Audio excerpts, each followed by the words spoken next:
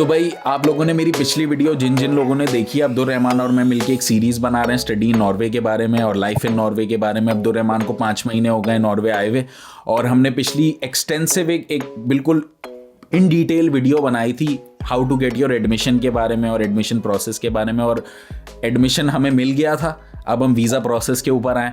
तो visa process Abdul Rahman हमने revise करने के लिए एडमिशन मिल गया, हमने bank statement documents, attested documents, matric inter marksheets हैं, सारे अटेस्टेड डॉक्यूमेंट्स। अगर बैचलर्स में चाहिए तो मैट्रिक इंटर की, अगर मास्टर्स में चाहिए तो बैचलर्स की भी ट्रांसक्रिप्ट, सारी अटेस्टेड डिग्रीज के साथ। उसकी मैट्रिक इंटर की तो सर्टिफिकेट नहीं चाहिए होता, कि वो भी चाहिए होता है? नहीं, मास्टर्स के लिए चाहिए होता है आपको। मास्टर्स के लिए डिग्री चाहिए होती है, तो मास्टर्स के लिए की डिग्री चाहिए। उसके बाद हमने वो सारा कर लिया था। शुक्ला वेब पे हमने अप्लाई कर दिया था, हमें एडमिशन आ गया था। मार्च से मई तक एडमिशन आ गया था। साल में 3 महीने एडमिशन खुलते हैं, वो वीडियो ज़रूर देख लीजिए आप लोग, वरना कुछ समझ नहीं आएगा।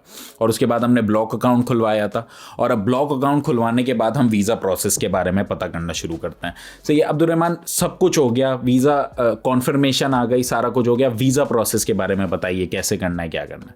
वीजा प्रोसेस यही है भाई कि आपको ना सारी कंफर्मेशन आने के बाद ना आपने अपने डॉक्यूमेंट्स प्रिपेयर कर दिए, सारा कुछ हो गया। कौन से डॉक्यूमेंट्स? जो एडमिशन के डॉक्यूमेंट्स।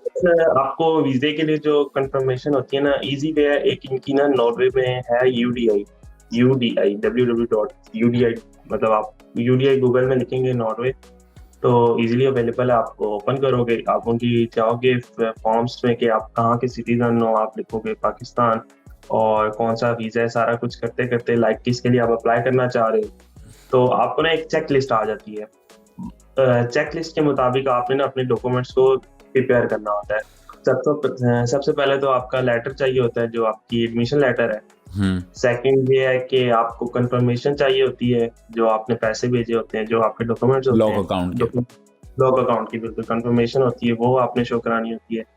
थर्ड, आपकी मैट्रिक इंटर की जो होती है, दोनों की आपने अटैच करनी होती है कॉपीज। सही।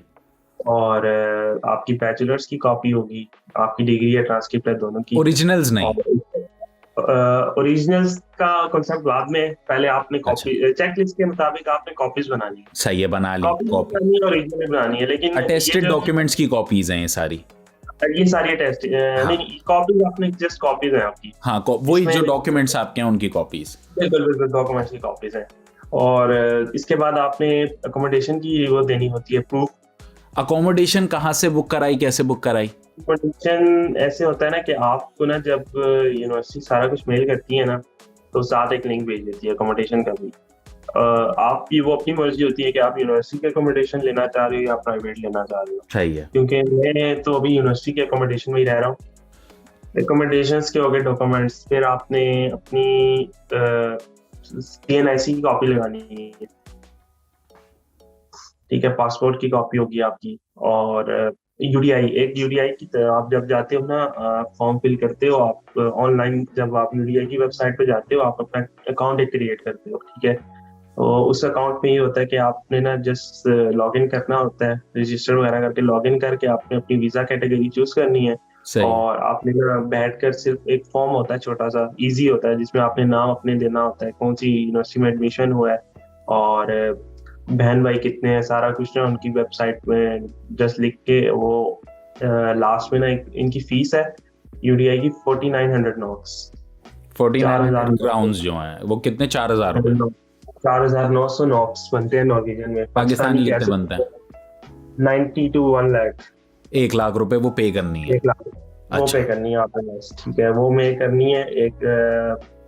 इसके बाद आपको मेरे ख्याल से विद इन 1 आवर ही आपको वो डॉक्यूमेंट्स आपकी मेल में आ जाते हैं।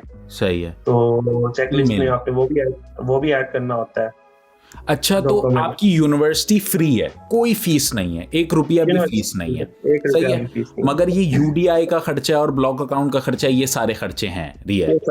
सही है। अच्छा, 1 लाख रुपए का ये आपका खर्चा आ गया जो आपने UDI का सर्टिफिकेट बनवाया। इसके बाद फिर ये एडमिशन के बाद वीजा प्रोसेस के लिए है? ये वीजा प्रोसेस की बात कर रहे हैं। हाँ, ठीक है। उसके बाद क्या क्या? इसके बाद फिर आपको फैमिली ट्री फॉर्म होता है, वो आपको UDI से ही मिल जाएगा। चेकलिस्ट जब आप डाउनलोड कर रहे होगे ना, वहाँ पर एक फैमिली ट्री होता है, वो इतना मुश्किल नहीं होता। उसमें ये होता है कि आपका आपका नाम, मतलब आपकी फैमिली कौन कौन है, अगर आपकी शादी हुई है तो उनकी डिटेल, मतलब वो आपकी ना बस एक प्रूफ जानना चाह रहे होते हैं, फैमिली ट्री आपका क्या है पीछे बैकग्राउंड से। और पासपोर्ट की कॉपीज होगी। मेरे ख्याल से अगर मैं कुछ भूल नहीं रहा तो यही होती है सारा कुछ, मतलब आपकी मेन मेन डॉक्यूमेंट्स जो है। अच्छा, ये सारे डॉक्यूमेंट्स आपने, एजुकेशनल डॉक्यूमेंट्स, उनकी कॉपीज कितनी, दो दो कॉपीज हैं इन सारे डॉक्यूमेंट्स की? एक? दो दो कॉपीज आप बना लें, तो इन चाहिए सारे एक होती है, लेकिन आप अच्छा ये रहेगा कि आप दो दो कॉपीज कर लो, ताकि वहां पर ये होता है ना कि अक्सर एक कॉपी वो एक्सेप्ट नहीं करते, क्योंकि वो यूडीआई जब आप जाते हो सबमिट कराने ना, तो वो फिर इशू करते हैं। तो इससे अच्छा ये होता है कि आप कॉपीज करा लो। और याद आया, आप जो दो पासपोर्ट साइज फोटोज भी चाहिए होती हैं इस पे वाइट बैकग्राउंड के साथ। सही, वो तो नॉर्मल है, वो चेकलिस्ट बच्चे देख लेंगे सारी, अगर मुझे मिली मैं सब लिंक डाल बैकग्राउंड दूंगा, यूडीआई से ही मिलती है वो चेकलिस्ट। अच्छा, तो सारे एजुकेशनल डॉक्यूमेंट्स की कॉपीज, आपके पासपोर्ट की कॉपी, सीवी की कॉपी, आपकी ब्लॉक अमाउंट की कॉन्फर्मेशन की कॉपी, यूडीआई का जो सर्टिफिकेट आपने बनवाया उसकी कॉपी, फैमिली ट्री का सर्टिफिकेट की कॉपी वो भी यूडीआई से मिलता है, पासपोर्ट साइज फोटोज, और जो बैंक स्टेटमेंट इस टाइम चाहिए वीज़ा अप्लाई करने के लिए? नहीं, बैंक स्टेटमेंट आपकी वही होगी जो आपने वहां पर यूनिवर्सिटी ने आपको अच्छा, जो कंफर्मेशन दी थी। यूनिवर्सिटी में जमा करवाई थी बैंक स्टेटमेंट, वही पुरानी बैंक स्टेटमेंट यहाँ भी आप चिपका दो? नहीं नहीं, बैंक स्टेटमेंट नहीं, कंफर्मेशन। अच्छा, कंफर्मेशन जो कॉन्फर्मेशन, बैंक स्टेटमेंट बिल्कुल नहीं, बैंक स्टेटमेंट सिर्फ यूनिवर्सिटी एडमिशन के टाइम चाहिए, यूनिवर्सिटी के जो एडमिशन लास्ट में वीडियो टाइम में डिस्कस करा। अच्छा, लगेगा। ठीक है। अच्छा, इसके बाद क्या करना है वीज़ा के लिए? आपने ये डॉक्यूमेंट्स आपने प्रिपेयर कर लिए, ठीक है। इसके बाद आपने जाना है वीएफएस ग्लोबल। सही। वीएफएस ग्लोबल में आपने इनकी इंफॉर्मेशन देनी है, और वहां से आपने बुक करानी है अपॉइंटमेंट नॉर्वे के ठीक, लिए, ठीक है, स्टूडेंट वीजे के लिए, ठीक है। ठीक है। आपको जो भी आपकी डेट रिसीव होगी, आप जाओगे अपने डॉक्यूमेंट्स लेके, और उस पे ये होता है कि आपने जो चेक लिस्ट के मुताबिक है ना, वो एक, जब मेरा था टाइम उस टाइम तो मेरे से एक ही सेट लिया था, लेकिन किसी किसी से दो सेट भी शायद लिए थे, मुझे अभी कंफर्म याद नहीं है, ये लेकिन एम्बेसी वालों का होता ही है, वो किसी से कुछ लेते हैं। तो एक आपने चेक लिस्ट के मुताबिक आप कोशिश करो कि दो सेट बना लो, ठीक है। और आपकी जो ओरिजिनल डिग्री सारी होंगी ना, वो आपने साथ लेकर जानी है, क्योंकि एक तो आपका चेक लिस्ट के मुताबिक आपने जाना है, और एक आपने उनको ओरिजिनल डिग्रीज देनी है। तो आपने वीएफएस से सारे अपॉइंटमेंट लेनी ओरिजिनल है। डॉक्यूमेंट्स तो लेकर जाना ही है ना, वो तो नॉर्मल सी बात है। तो अपॉइंटमेंट वाले डे आपने जाना है, ठीक है। आपकी जो भी होगा, आप बस टाइम शाइम आप उस पे जाओ, और आप अपने बीएफएस ग्लोबल में। डॉक्यूमेंट वीएफएस ग्लोबल में आप सही। जाओ और उनको सबमिट कराओ। तो वहां पर अगर इशू भी हो जाता है ना, अगर बिल पास उनकी आपकी कॉपी नहीं थी या आपकी फोटोज नहीं थी, जैसे मेरी फोटोज थी, उन्होंने उसमें इशू निकाल दिया, तो ठीक, वहां पर मेरी वो भी सामने, फोटोज ही में था। बिल्कुल वहां पर सामने बैठे होंगे, आप चले जाओ उनके पास। बस ये है कि वो थोड़े एक्सपेंसिव पड़ेंगे कोई आपको नहीं। उसके, तो वो आप कर लेते हो। अब इतना है कि नॉर्वे आ रहे हो, थोड़े से और पैसे ना लगाओ तो। हाँ भाई, नॉर्वे जा रहे हो, नॉर्वे बताऊँ आप लोगों को, यूरोप का मतलब मुझे लगता था जर्मनी सबसे अमीर है, जब तक मैं जर्मनी में रहता, जब से मैं स्कैंडिनेविया आया हूँ ना, मतलब कौन जर्मनी, गरीब मुल्क है जर्मनी।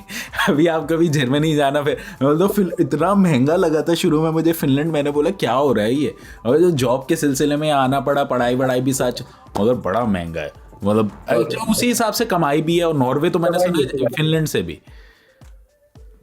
अच्छा, तो उसके बाद प्रोसेसिंग यही है, बस आपने डॉक्यूमेंट्स वगैरह सबमिट करा देने अपने जाके, जो उसकी चेक लिस्ट फीस के क्या है? मुताबिक है। वीएफएस ग्लोबल की मुझे अब याद नहीं है, लेकिन अराउंड 5,000 to 6,000 ही है। रुपीज? 5 से 6,000, हाँ, रुपीज। चलो, उसके बाद? और इसके बाद आप सबमिट करा दोगे, और आपका प्रोसेस स्टार्ट हो गया। हाँ, आपको ये है कि इनकी ना नॉर्वे की एम्बेसी पाकिस्तान में नहीं है, ठीक है। ठीक है, पाकिस्तान में है, कॉन्सुलेट है, लेकिन वो काउंसलेट, प्रोसेस नहीं करता। वो ऑनरेरी आपका, काउंसलेट है। बिल्कुल। यही तो फिनलैंड के साथ भी मसला है।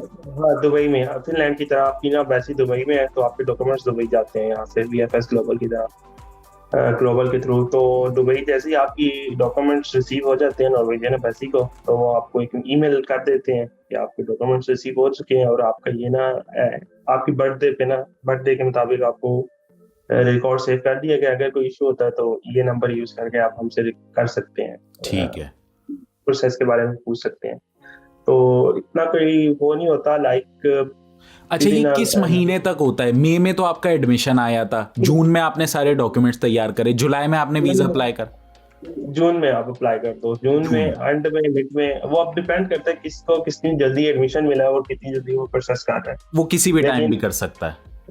इस पे इतनी है कि इस टाइम ना इतनी ट्रैफिक नहीं होती है आपको। सही। मतलब अगर आप आज भी करो ना तो VFS से ना आपको एक हफ्ते बाद की अपॉइंटमेंट मिल जाएगी। मतलब ठीक है। आप मंडे को करोगे ना, या तो आपको फ्राइडे की मिल रही है या मंडे की आपको मिल रही है, तो इसमें अच्छा। इतनी ट्रैफिक नहीं होती है।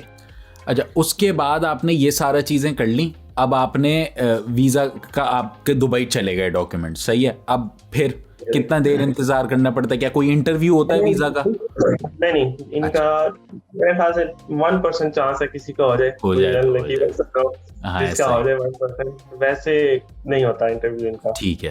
तो इस पे ये है कि जून में आप अप्लाई कर दिया था मैंने, और जुलाई के कोई डे था जिसमें मुझे रिस्पॉन्स आया था, आई थिंक सो एंड पे आया था जाके काफी। तो वो डिपेंड करता है, किसी को जल्दी भी आ जाता है, किसी को लेट भी आता है। किसी को तो ये था कि 2 वीक्स के अंदर आ गया था। हाँ, एक किसी को लड़का 1.5 महीने के अंदर आपकी तरह। 1 महीने के अंदर आता अच्छा, है, लेकिन आता ये क्या है वो, कि कैसे रिस्पॉन्स आता है, क्या आता है? आपको ना मेल आती है जिसमें आपको मेंशन किया होता है कि आपकी रेजिडेंट परमिट का वो ग्रांट कर दी गई है आपको। जैसे पैक हो जाती होगी मेल, जैसी मेल की नोटिफिकेशन आई ईमेल पे पैक हो गई। आती है। अच्छा। मैंने नॉर्वेजियन में याद किया था कि ग्रांट का मतलब क्या होता है, क्या नहीं होता। तो जैसे मेल आई थी मैं नॉर्वेजियन में पढ़ा ऊपर से ना नोटिफिकेशन में, इनका बस हो गया काम अब। चलो, शुक्र अल्हम्दुलिल्लाह। अच्छा। ऑफिस बैठा हुआ था उस टाइम नहीं, तो मैंने कहा रिजाइन भाई। अच्छा, तो ये पासपोर्ट और ओरिजिनल डॉक्यूमेंट्स आपने वीएफएस में जमा करवा दिए थे, सब ओरिजिनल वीएफएस में जमा हो गया, और ये नॉर्वे वहां दुबई चले गए, पोस्ट हो गया। दुबई चले गए, बिल्कुल अच्छा, अच्छा, फिर चले गए। दुबई से वीजा लग के आएगा पासपोर्ट में। हाँ, इसमें बाद दुबई से आपको ना सबसे पहले आएगा वीजा पासपोर्ट पे लग के आएगा, ठीक है। वो कितने दिन और बाद आता है ग्रांट होने के? वो आपको आपका पासपोर्ट वापस रिटर्न हो जाता है विद इन 1 वीक, आप कह लो ज्यादा से ज्यादा। सही है। और लेकिन इसका ये प्रोसेस होता है कि आपके जो ओरिजिनल डॉक्यूमेंट्स है ना, वो किसी किसी को साथ आते हैं, लेकिन ओरिजिनल डॉक्यूमेंट्स के लिए भी फिर आपको 1 वीक वेट करना पड़ता है। तो पहले आपका पासपोर्ट आएगा, फिर आपके ना ओरिजिनल डॉक्यूमेंट्स वो भेजेंगे। सही है। तो इस पे ये है कि इतनी कोई टेंशन की बात नहीं है, क्योंकि आपको रिसीव हर चीज हो ही जाती है सेफली। चलो, इसमें ये नहीं शुक्र है। है अच्छा, अगर इंटरव्यू होता है तो कैसे होता है? दुबई जाना पड़ता है या ऑनलाइन? कि ऑनलाइन ही होगा अगर हुआ भी। ऑनलाइन ही होगा। अच्छा, वैसे अब किसी आपको का नहीं हुआ लाइक हमारे सेशन में, जितनी भी हमारे वो एक कह सकते ग्रुप बना हुआ था, किसी का भी इंटरव्यू कॉल नहीं अबे हुआ। आप लोग तो मास्टर्स के थे ना, बैचलर्स Masters वालों से के थे। पूछो, बेचारों का कितना बुरा हाल है। बैचलर्स के वालों के लिए तो इंटरव्यू होता है, लेकिन वो भी बात है कि UDI को वो वीजा भी नहीं देती ना। नहीं, यहाँ वीजा तो बैचलर नहीं, का तो- बैचलर्स वालों का थोड़ा वीजा रेशो भाई कम है। जो भी आप लोग देख रहे हैं, ये सब सिर्फ हम आपकी एजुकेशन पर्पस के लिए वीडियो बना रहे हैं। हम ऐसा नहीं कह रहे कि आपका 100% वीजा लगेगा ना। ये जो सारी ये एक्चुअल पूरा केस है जो इनके साथ हुआ है और इनके पीयर्स के साथ हुआ है, और मैं बहुत जानने वालों के साथ हुआ है, और ये सिर्फ हम एजुकेशनल पर्पस के लिए बना रहे हैं। ऐसा नहीं, नीचे कमेंट नहीं करना अबे ऐसा थोड़ी होता है, वैसा हमारे साथ हुआ है तो हम बता रहे हैं। आपके साथ नहीं हुआ, आप कोई और वीडियो देख लो भाई, वरना सब्सक्राइब कर दो। आपके अपने डॉक्यूमेंट्स आप अपनी तरफ से पूरे रखो, वीजा आपको खुद देगी नॉर्वे। इंशाल्लाह। नॉर्वे और बैचलर्स वालों के भी बहुत वीजे लगते हैं, ये हम मजाक कर रहे हैं, मगर बैचलर्स वालों के भी लगते हैं भाई, बता दो। बाकी ये है कि आपने बस इनको सिर्फ ये होता है कि आपके डॉक्यूमेंट्स पूरे होने चाहिए, ठीक है। डॉक्यूमेंट्स में अगर कोई इशू आता है तो वो जाहिर बात है, उसमें तो हमारी कोई गलती नहीं है ना। सही है। अच्छा, अगर डॉक्यूमेंट्स में खुदा ना खास्ता वहां जाने के बाद इशू आ गया तो वो आपको टाइम देते हैं ना डॉक्यूमेंट टाइम सबमिट? देते हैं, अगर कोई मिसिंग हो गया, कुछ हो गया, आपने उनको UDI को मेल करनी है और आप उनसे कांटेक्ट पे रहो, तो कुछ ना कुछ सोल्यूशन दे देते हैं। अच्छा, UDI is the embassy authority ना, UDI इमिग्रेशन अथॉरिटी है, ये सारा आपको वीजा वगैरह देती है। बिल्कुल बिल्कुल। VFS की तो कोई औकात नहीं है ना, VFS तो बस डॉक्यूमेंट्स पोस्ट करती है। सिर्फ डॉक्यूमेंट्स आपकी लेती है और बस भेज देती है। हाँ बस, ठीक है ठीक है ठीक है। चलो, 1.5 लाख या 2 लाख भी रख दिए, अगर आप बहुत ज्यादा ही खर्चा कर देते हो, या कोई कंसल्टेंट बुक करा आपने तो चलो 3 लाख, मगर 3 लाख में बंदा नॉर्वे पहुंच जाए तो क्या बात है, और क्या चाहिए हैं? वीजा प्रोसेस पे लास्ट बात ये रहेगी है, मैं भूल गया था कि जब आपको वीजा आता है ना, तो उस पे वो आपका 30 डेज का वीजा होता है। ऑलमोस्ट 30 डेज के अंदर आपने ट्रैवल करना होता है, और मोस्टली वो अगस्त पे आता है। आपकी जो ट्रैवलिंग डेट होती है ना, वो 1 से लेके 30 अगस्त तक होती है। अच्छा, क्लासेस कब शुरू होनी होती हैं? क्लासेस इनकी शुरू होती हैं 8 अगस्त से। मेरी जो शुरू हुई थी ना, वो 8 अगस्त से शुरू हुई थी। आपकी ना अगस्त पे शुरू होती हैं, या 8 से हो रही है या 10 से हो रही है, वो शेड्यूल पे डिपेंड करता है यूनिवर्सिटी सितंबर तक नहीं जाती, जैसे जर्मनी की तो सितंबर से होती हैं कुछ कुछ। इस ईयर का तो मुझे नहीं पता, बाकी यूनिवर्सिटी का मुझे इतना मतलब वो कह सकते हो आइडिया नहीं है, लेकिन जाती होंगी। लेकिन जो आपको वीजा देता है ना, वो यूडीआई वो 1 मंथ का ही देता है, जो आप ट्रैवल कर सकते हो। जैसे मेरे अपनी एग्जांपल दे दूं ना, तो मुझे 1 मंथ का ही मिला था, अगस्त का मिला था पूरा, कि मैं अगस्त में ट्रैवल कर सकता हूँ, क्योंकि उस टाइम तो हमारे पास कोविड भी था, हमने क्वारंटाइन भी करना था, तो इसलिए हमें करना पड़ा। और फिर और 1 महीना फॉरेन जर्मनी नॉर्वे जाने के बाद आपने टीआरसी अप्लाई करना होता है, कार्ड अप्लाई करना होता है। इसमें ये था कि 10 डेज का क्वारंटाइन था, और बाकी कंट्रीज की तरह बिल्कुल ऐसा नहीं था कि आपने खुद पे करना है, आपको यूनिवर्सिटी दे रही है, आपके लिए होटल बुक था पूरा, वीआईपी होटल, आपने सिर्फ जाना है और उस होटल में चेक इन करना है, और अच्छा, मतलब नॉर्वे पहुंचो और फ्री में आपने होटल में रहना है, फ्री में आपको खाना भी दे यूके रही की है। तरह नहीं है। नहीं, आप होटल मस्त है। और क्वारंटाइन आपको उस टाइम मस्त था। अभी तो क्वारंटाइन खत्म हो गया ना, तो अभी इसके बारे में डिस्कस करके आप मेरा दिल नहीं जलाओ। वैसे मैंने भी नहीं, फिनलैंड में भी ऐसा ही है भाई, मगर कुछ मुल्कों में जाहिर है पैसे ले रहे थे बहुत ज्यादा ना, कि आप आ रहे हो तो क्वारंटीन के लिए। इसमें हमारा एक इधर का होटल है जो भी फेमस है, जिसका फोन हो गया, रेडिसंस ब्लू हो गए, तो वहां पर भाई आपको 10 डेज का क्वारंटाइन फ्री मिल रहा था, और फूड शूड सब कुछ इजीली अवेलेबल, मजे से आप रहे, मजे से रहो आप जाके। उसके बाद आपने टीआरसी अप्लाई करना है, अकोमोडेशन तक जाना है। वो आपको, हाँ, इसके बाद आपका टीआरसी अकोमोडेशन, तो वो तो नेक्स्ट वीडियो में इंशाल्लाह। अच्छा, और कोई बात है जो आपने वीजा के बारे में शेयर करनी है? बस खत्म? नहीं, यही है, कोई मुश्किल नहीं है भाई। अगर आप लोगों के पास कोई और सवाल हों भी तो please put them down in the comment sections below. और फिर ये वीज़ा के ऊपर वीडियो थी, अब हम नेक्स्ट टॉपिक के ऊपर वीडियोस बनाते हैं, जैसे अकोमोडेशन, पार्ट टाइम जॉब्स, और जर्मनी नॉर्वे पहुंच के टीआरसी रेजिडेंस परमिट कैसे अप्लाई करना होता है। तो फिर आई सपोज आज के लिए इतना ही, फिर कल मिलते हैं ना। पीस आउट कर रहे हो आप वापस से।